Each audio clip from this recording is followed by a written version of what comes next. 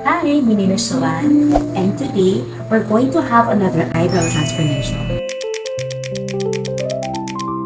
So, ang client natin ay doctor at lumapit siya sa atin dahil hindi pa tayo pinagkilay. Hapon, I message you if you have parang photos na pet natin for your brows. Nag-heal na siya ng warm, okay lang yan, matatakpan yan. Natapos to, hindi naman siya yung color, sobrang, minsan yung iba kasi nakikita ko, yung parang sobrang dark, nakapansin nila na. Well, kung di ka nag-makeup, mapapansin nila na may nagbago sa'yo for sure. Okay. Pero usually, with most of my clients, parang feeling lang nila na naging marunong gumawa ng makeup. So, yung microblading kasi, ang style nun is manual technique siya ng pag-implant ng pigment. So, with the powder brows, para ka lang din naka-makeup after. Tapos ang gamit natin is machine. Mas even yung distribution ng pigment, hindi siya ganun ka uncomfortable. Siyempre, mag-start muna tayo with the consent form. I'll explain everything to you.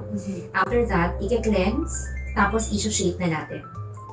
Pagka okay tayo sa shape, mag-a-anesthesia tayo. 40 minutes, 40 to 50 minutes.